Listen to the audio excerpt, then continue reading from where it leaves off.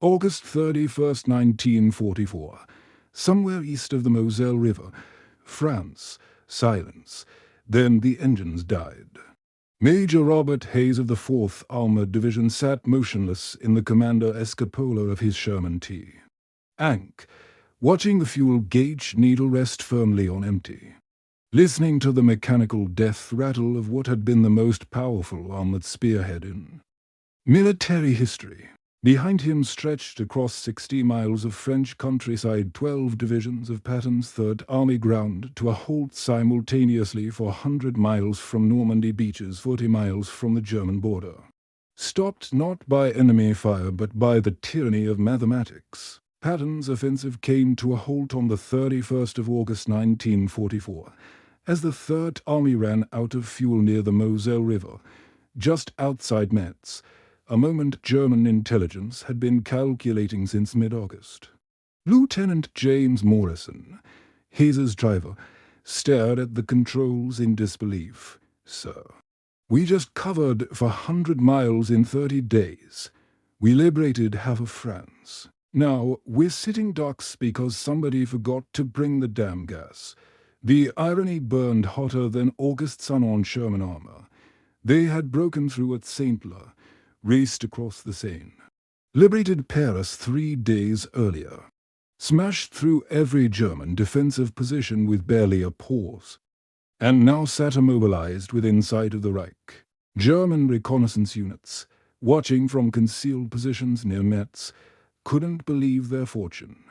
Hauptmann Friedrich Weber radioed his division headquarters with barely contained excitement. "Emery, can armor completely stationary. No movement for 6 hours. They've stopped.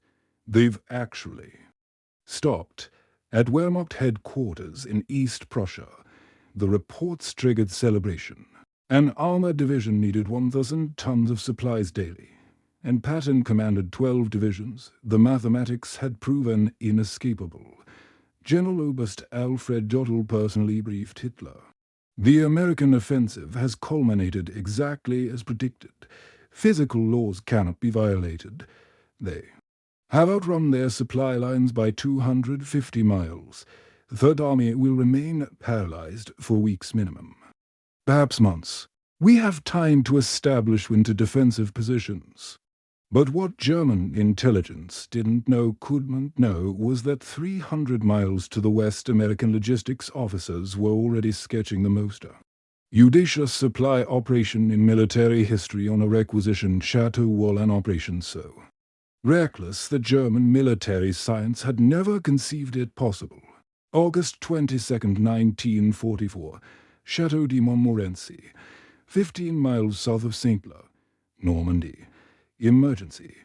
Lieutenant Colonel Laurenaire's Motor Transport Service stood before a wall-sized map of France marked with red pins showing Patton's stranded divisions, studying the impossible mathematics that would define American victory or German resurgence. In 36 hours, American commanders conceived the Red Ball Express during an emergency brainstorming session facing what German planners considered an unsolvable equation: how to supply 12 advancing divisions consuming 12,000 tons daily across for 100 miles of war-torn roads with a transportation network the Wehrmacht had systematically demolished during their retreat. Brigadier General Ewart Planck, commanding officer of Advanced Communications Zone, entered the operations room with Colonel Charles Thrasher. "Gentlemen, we have perhaps 48 hours before 3rd Army becomes completely immobilized.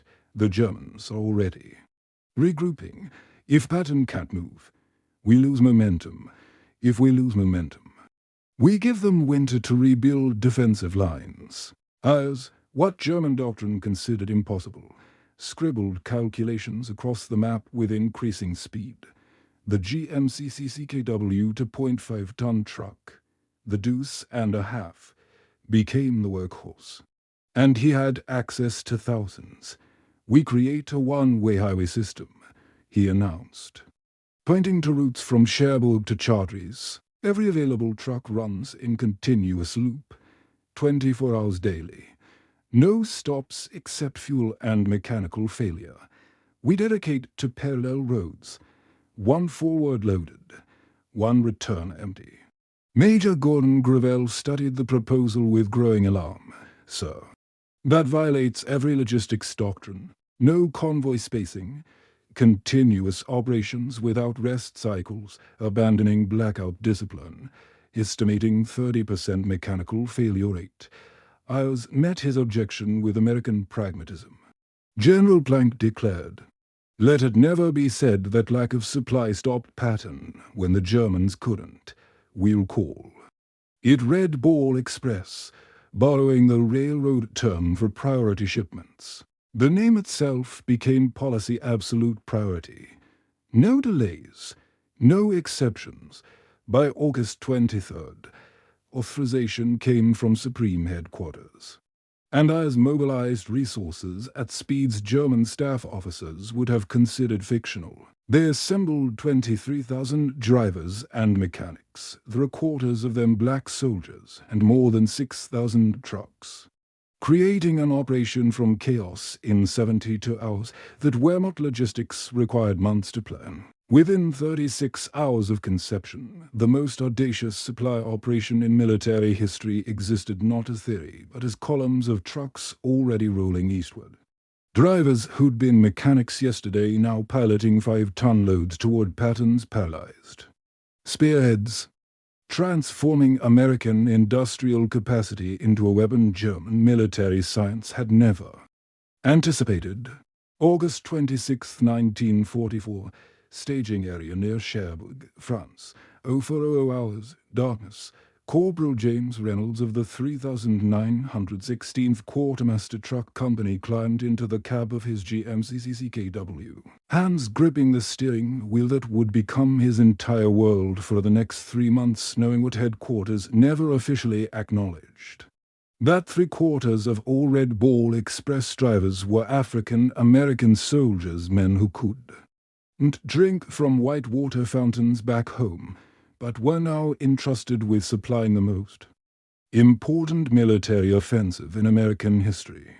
Behind him, stretching into the pre-dawn fog, 138 trucks idled in formation, exhaust creating artificial clouds that merged with morning mist. Drivers mostly under 24 years old, most with no experience driving trucks before the war.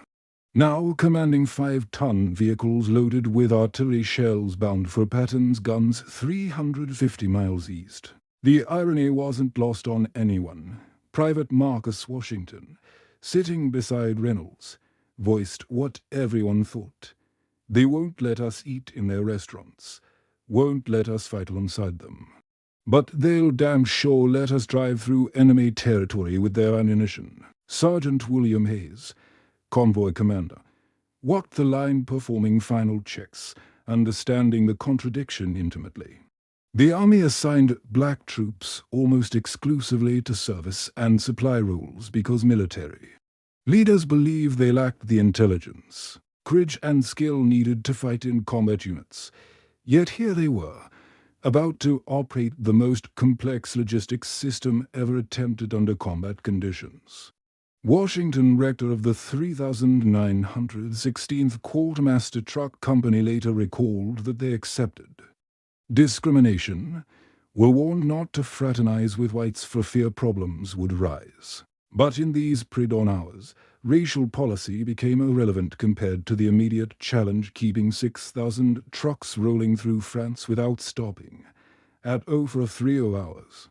Hayes climbed onto his truck's running board and addressed the formation. "Listen up, German.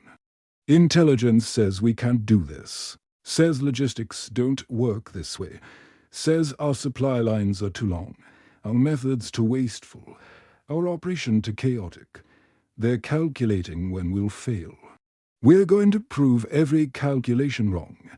Many soldiers saw their service as a way to demonstrate the capabilities of their race. And Reynolds understood this convoy was more than logistics, it was warfare against two enemies simultaneously, the Wehrmacht and American racism. They painted slogans on truck hoods: "Hitler, here we come," "Patton's pipeline," "Detroit to Berlin non-stop." each declaration a statement of defiance against everyone who doubted them. At 05:00 hours, the first convoy rolled eastward, headlights blazing, in violation of every blackout doctrine, beginning an operation that would transport 412,000 tons across France, driven overwhelmingly by African-American soldiers, proving Hitler's racial theories catastrophically wrong at 35 miles per hour. August 27, 1944, 08:00 hours, Red Ball Highway, Route Nationale 12. Between Lincoln and Chartres, thunder without clouds, the Red Ball Express consisted of one way. Restricted highway used exclusively for hauling supplies, coal, ammunition, food and other essentials, operating 24 hours a day. Even under adverse conditions, forming a loop with the northern road leading forward and southern route for returning empties. Marked with red ball symbols that gave the operation its name. Corporal James Reynolds, now 18 hours into his first convoy run, witnessed something German military doctrine had declared physically impossible: an unbroken chain of trucks stretching beyond visual range in both directions, headlights blazing in broad daylight, creating an industrial river of steel that flowed eastward without pause. Military policemen guarded intersections to guarantee the trucks did not have to stop for anything, weaving convoys through with urgency that communicated one message: nothing slows the Red Ball. The original plan called for trucks to drive at 25 miles per hour at 60-yard intervals in convoys, escorted by jeeps, but in reality, trucks often traveled alone, leaving Cherbourg as soon as they were loaded and racing at speeds exceeding 60 miles per hour despite blackout conditions and German air threat. The system violated every principle Reynolds had learned in training: no spacing between vehicles, continuous operations without maintenance windows, abandoning concealment for speed, treating mechanical failure as acceptable overhead rather than mission-critical emergency. Signs appeared every mile: Red Ball Highway, stay on the ball, keep 'em rolling. Warnings that this road belonged exclusively to supply trucks, that civilian traffic was forbidden, that nothing interrupted the flow. German observers watching from concealed positions reported phenomena their doctrine couldn't explain: American trucks running with 30-second spacing instead of tactical 300-yard intervals, drivers operating in daylight with full visibility instead of nighttime concealment, convoys proceeding without fighter escort despite Luftwaffe presence. MP personnel kept daily records of arrival times of passing convoys and logged destinations, weights, and classes, creating real-time logistics intelligence that adjusted flow hourly rather than daily. At Lincoln midpoint, Reynolds pulled into the convoy support center for refueling, witnessing organized chaos that somehow produced efficiency: mobile maintenance teams swarming disabled trucks, parts being cannibalized from beyond repair vehicles, engines being swapped in 45 minutes, tires changed in 10, all while drivers grabbed coffee and sandwiches without stopping engines. At Lincoln, drivers could refuel, rest, and conduct unscheduled maintenance because it was the midpoint on the route and could be accessed by both outbound and inbound traffic. Yet rest meant 15 minutes maximum before rolling again. The one-way system created psychological momentum German planners hadn't anticipated. Drivers couldn't turn back, couldn't stop except at designated points. Became part of an unstoppable mechanical tie that carried them forward through exhaustion purely through collective inertia. September 1st, 1944. Red Ball Express headquarters, Chartres, France. Peak daily deliveries reached 12,340 tons using approximately 60 trucks, numbers that, when radioed to German intelligence office, was produced immediate dismissal as propaganda. Impossible fabrications, American psychological warfare, because no transportation system in history had achieved such tonnage across such distance under combat conditions. Colonel Charles Thrasher stood before the operations board tracking real-time convoy movements. watching numbers that violated every logistics textbook he'd studied at command and general staff. College. Within 83 days, drivers delivered roughly 12,500 tons of supplies per day, with a total of 412,000 tons of fuel, ammunition, and equipment reaching 28 different Allied divisions, creating supply rates that German staff calculations had proven mathematically impossible given American truck inventory, road capacity, and mechanical reliability assumptions. 5 days after Red Ball's inception, 132 companies composed of nearly 6,000 vehicles delivered 12,300 tons of supply in one day, Red Ball a single-day record for a tonnage delivered.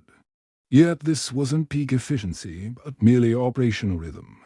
The system accelerating rather than degrading despite German predictions of imminent collapse. The consumption statistics staggered even American planners. The 28 Allied divisions each needed 750 tons of refueling daily, creating a total requirement of 12,500 tons, which the Red Ball met and exceeded through methods that looked like chaos to European military observers but represented American industrial philosophy applied to warfare. German reconnaissance units watching from concealed positions reported observations their superiors refused to believe.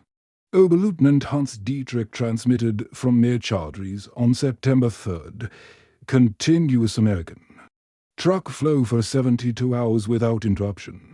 Vehicle count exceeds 5,000. Tonnage delivered estimated 35,000 tons in 3 days. Request verification, as these numbers contradict all logistical science. Verification came from multiple sources and only deepened German confusion. The Americans were achieving these tonnages while simultaneously losing vehicles at catastrophic rates.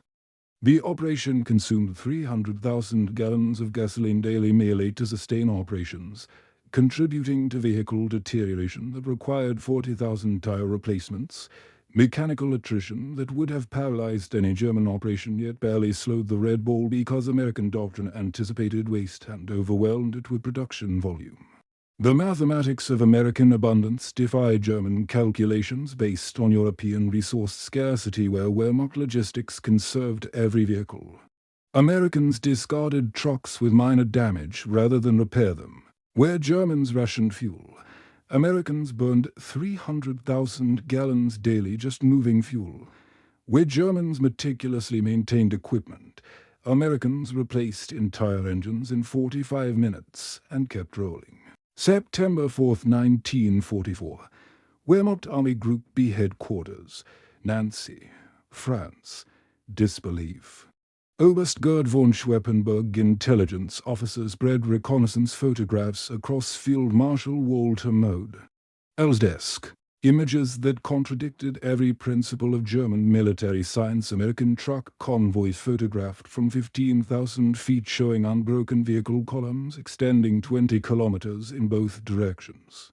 Headlights visible in daylight. No spacing between vehicles. No concealment attempts.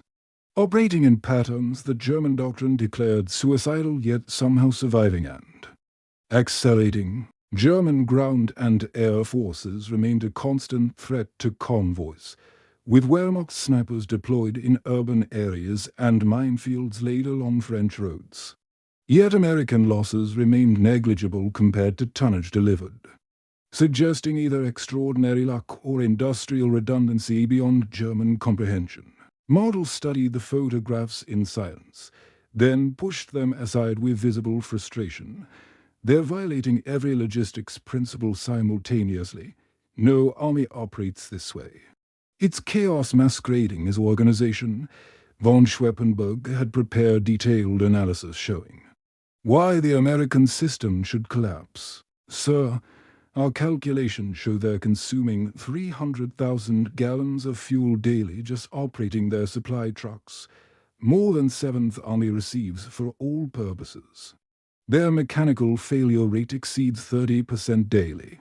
They should have run out of vehicles by September 1st, yet convoy density has increased. Model walked to the wall map showing American advances. recognizing the terrible truth German high command refused to accept. They're not following our rules because they don't need to. America mass-produced millions of military vehicles during the war, with more than 800,000 2.5-ton trucks manufactured. Industrial capacity that rendered German calculations of attrition warfare meaningless, though. Americans destroy more trucks weekly than we possess in France. Yet their transport capacity increases. They've achieved something we thought impossible: logistics faster than consumption. Hauptmann Friedrich Schultz, operations officer, reviewed captured American logistics documents with growing alarm. The Germans employed more than 2.8 million horses to supply their legions during the war, while Americans relied entirely on mechanized transport, creating speed differentials that made defensive planning impossible. German units required days to relocate, while Americans repositioned overnight. The psychological impact devastated Wehrmacht morale more than tactical defeats. German soldiers heard American trucks all night, endless motors proving unlimited supplies while they rationed their last ammunition. The sound itself becoming a weapon that eroded combat effectiveness before battles began. September 15, 1944. Forward Supply Depot, Verdun, France. Victory by Wheels. Captain Thomas Mitchell, 3rd Quartermaster Supply Company. Watched Red Ball trucks arrive every 5 minutes with precision that defied the chaos surrounding them, each delivery proving what Wehrmacht intelligence continued to deny. Patton concluded that the 2.5 truck is our most valuable weapon, and Colonel John Eisenhower argued that without the Red Ball truck drivers, the advance across France could not have been made. Transforming logistics theory that emphasized conservation and efficiency into American doctrine.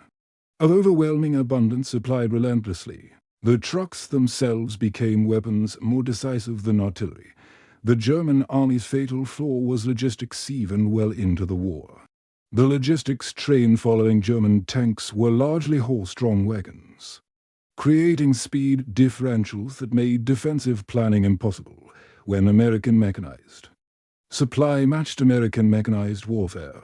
Mitchell calculated the strategic mathematics. Daily Third Army consumed 800,000 gallons of fuel weekly, fired 100,000 artillery rounds during major operations, required 12,000 tons of supplies daily.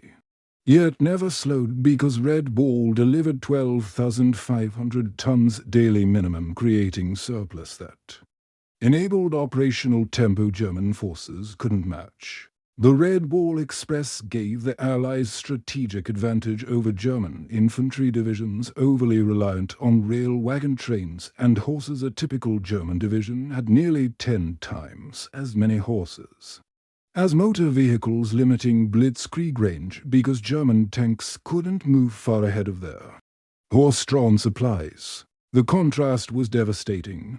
Wehrmacht officers watching American operations reported observations their doctrine couldn't explain. American artillery fired without restriction while German guns were rationed to 50 rounds daily. American armor advanced 60 miles daily while German panzers managed 20 miles maximum. American infantry received hot meals at the front, while German soldiers foraged. All differences traced directly to trucks arriving every 5 minutes versus horse-drawn wagons arriving sporadically. Eisenhower, visiting Red Ball operations, recognized that no matter how well-trained or numerically superior his forces were, they would be helpless unless adequately supplied with food, fuel, and ammunition. Understanding what German generals learned to late modern warfare is decisive factor wasn't tactical brilliance, but industrial capacity applied systematically. The Red Ball Express validated American military philosophy completely. Logistics determines strategy rather than serving it.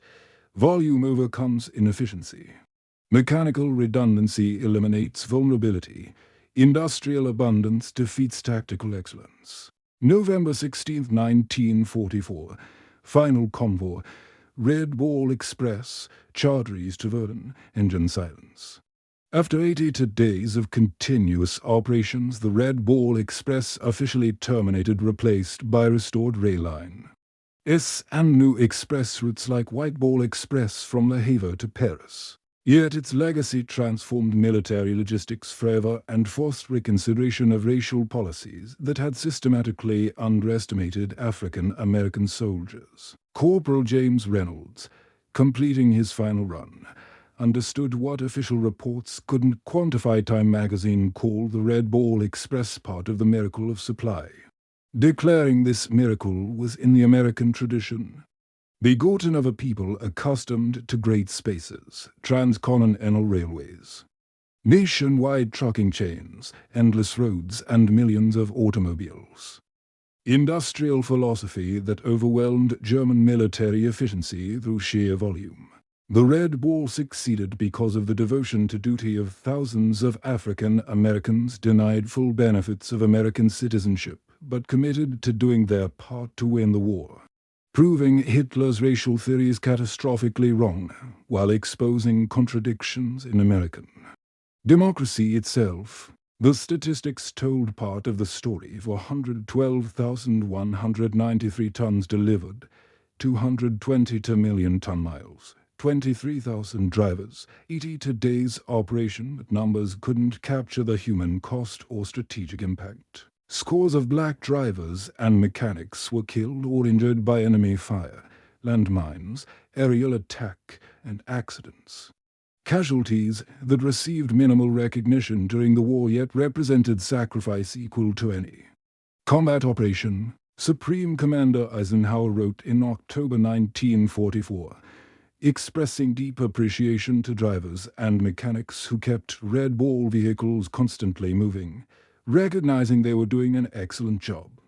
Acknowledgement that began slowly changing military attitudes toward integration. The Red Ball Express validated American logistics doctrine completely while inadvertently advancing civil rights. African American soldiers had operated the most complex supply system in history, under combat conditions, demolishing arguments about racial incapacity that military leadership had maintained for decades. Veterans returned home having proved themselves equal to any challenge, experience that contributed to pressure from military desegregation achieved in 1948.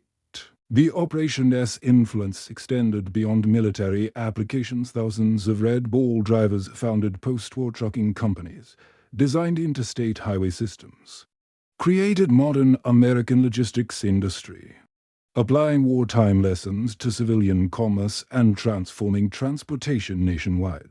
Most profoundly, the Red Ball Express proved modern warfare's ultimate truth. Logistics determines strategy, industrial capacity defeats tactical brilliance. And victory belongs not to the bravest soldiers, but to the nation that can deliver the most. Supplies fastest, farthest. Lesson delivered by 23,000 mostly African American drivers at 35 miles per hour down French highways, revolutionizing warfare while driving toward equality.